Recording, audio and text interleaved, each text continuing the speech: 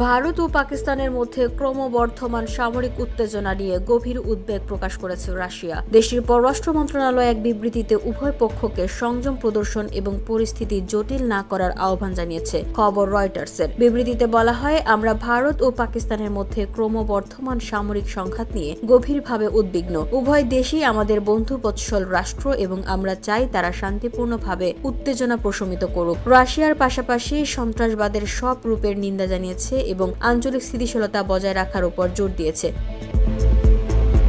এর আগে ভারত পাকিস্তান হামলা পাল্টা হামলায় উদ্বেগ জানায় চীন। চীনের পররাষ্ট্র মন্ত্রণালয়ের মুখপাত্র বলেন, ভারত ও পাকিস্তান এমন প্রতিবেশী যাদের সরিয়ে নেওয়া সম্ভব নয় এবং তারা উভয়ই চীনের প্রতিবেশী। তিনি বলেন, চীন সন্ত্রাসবাদের সব রূপের বিরোধিতা করে, তবে আমরা ভারতের সামরিক পদক্ষেপ নিয়ে দুঃখ প্রকাশ করছি এবং বর্তমান পরিস্থিতি নিয়ে উদ্বিগ্ন। উল্লেখ্য, জম্মু ও কাশ্মীরে সন্ত্রাসী হামলার জেরে তৈরি উত্তপ্ত পরিস্থিতির মধ্যে বুধবার ভোররাতে পাকিস্তানের বেশ কয়েকটি শহরে একযোগে ক্ষেপণাস্ত্র হামলা চালিয়েছে ভারত। জবাবে পাল্টা হামলা চালিয়েছে পাকিস্তানও।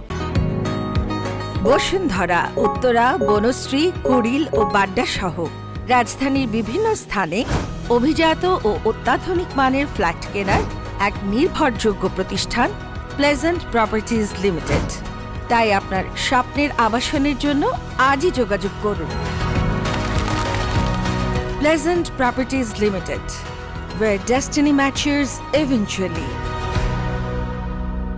পাকিস্তান বিমান বাহিনীর পাল্টা হামলায় ভারতের 5টি যুদ্ধ বিমান, একটি ড্রোন এবং একটি ব্রিগেড সদর দপ্তর ধ্বংস হয়েছে বলে জানা গেছে। ভারতীয় সেনাবাহিনী জানিয়েছে, পেহেলগামে হামলার প্রতিক্রিয়ায় তারা অপারেশন সিঁদুর পরিচালনা করেছে। এর আওতায় পিওকে এবং পাকিস্তানের পাঞ্জাব প্রদেশে অবস্থিত সন্ত্রাসবাদী শিবিরগুলিতে নিখুঁত হামলা চালানো হয়েছে। এই পদক্ষেপ পেহেলগামে 26 নিরীহ নাগরিক নিহত হওয়ার ঘটনার প্রতিক্রিয়া হিসেবে নেওয়া হয়েছে। ভারত সরকার জানিয়েছে, এই সামরিক পদক্ষেপ ছিল নির্ভুল, পরিমিত ও অউত্তেজনামূলক এবং এতে কোনো পাকিস্তানি সেনা স্থাপনাকে লক্ষ্য করা হয়নি। এদিকে মঙ্গলবার রাতে হামলা পাল্টা হামলার উত্তেজনা ছড়িয়েছে সীমান্তেও। ভারতীয় সংবাদ মাধ্যম TV9 বাংলা জানিয়েছে, সীমান্তে পাকিস্তান সেনাবাহিনীর গোলাবর্ষণে 3 ভারতীয় নাগরিক নিহত হয়েছেন। পরমাণু শক্তিধর দু দেশের মধ্যে ক্রমবর্ধমান এই উত্তেজনায় আন্তর্জাতিক সম্প্রদায়ের মধ্যে উদ্বেগ বাড়ছে। VOD Bangla news desk.